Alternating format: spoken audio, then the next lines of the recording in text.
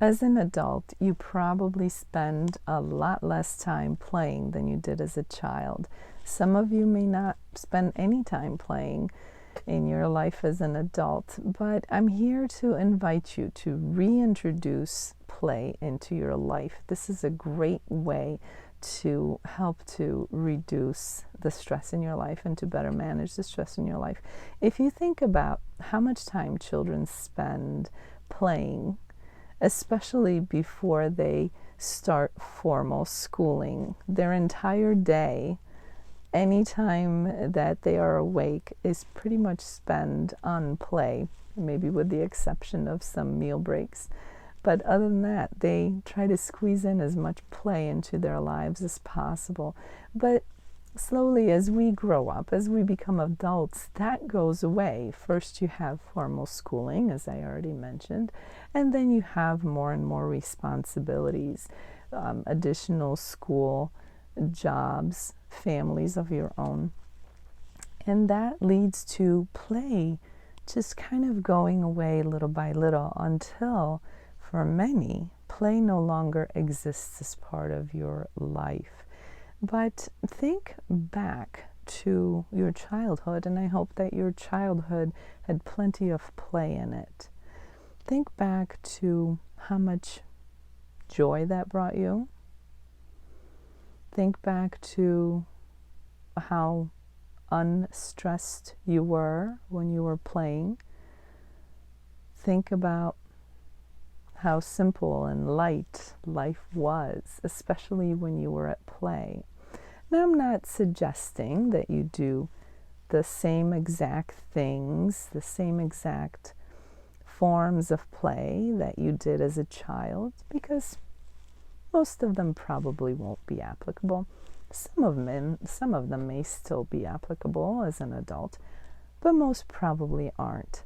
But the good news is, as an adult, you can choose any kind of play that you can engage in. So what was the point of play as a child? Because although it is all fun and games, it has a purpose. One of the reasons why children engage in play is it allows them to learn and expand and interact, whether it's with their environment, the world around them, other people. So in a sense, it prepares them for adulthood. If you think about animals that play, what do baby animals often engage in as a form of play? Those are things that will be useful to them, skills that they're honing and developing that will be useful for them in their adulthood, for things like finding food and finding ways to survive. So it's not that different for humans. Yes, there's a component of pure joy and pure play to that, sure. And maybe if animals could tell you, they would tell you that that's the same thing for them.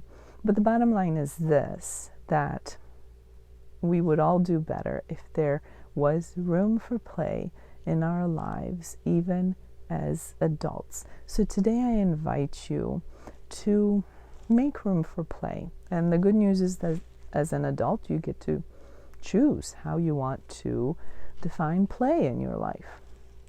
But make sure it's something that is true play, something that you actually enjoy.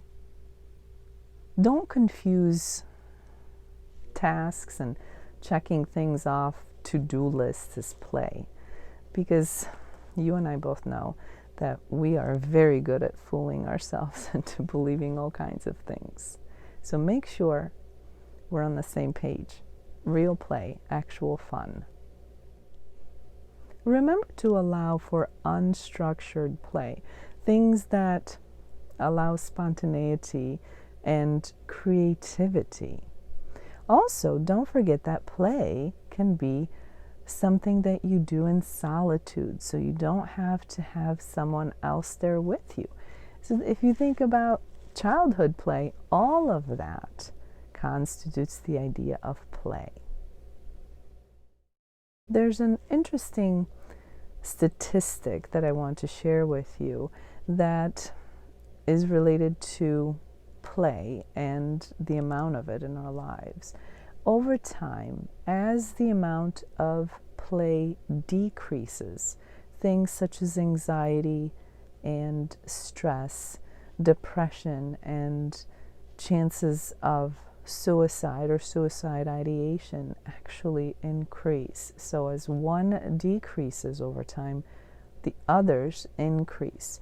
There's a valuable lesson to be learned there. This is valuable information that we're getting from research. So make sure that you take that information and use it for your own benefit. What does that mean to humanity as a whole?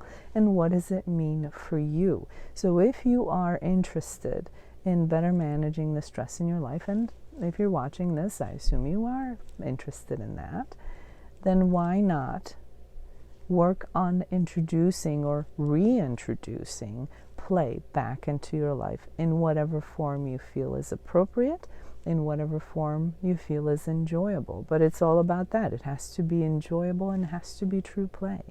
Allow for unstructured play, allow for creativity, allow for alone time play as much as you would allow for playing with others. So that's my advice to you today. If you're interested in reducing stress, I advise that you reintroduce play. More play, less stress. If you'd like to learn more about a comprehensive approach to stress management, check out the link below.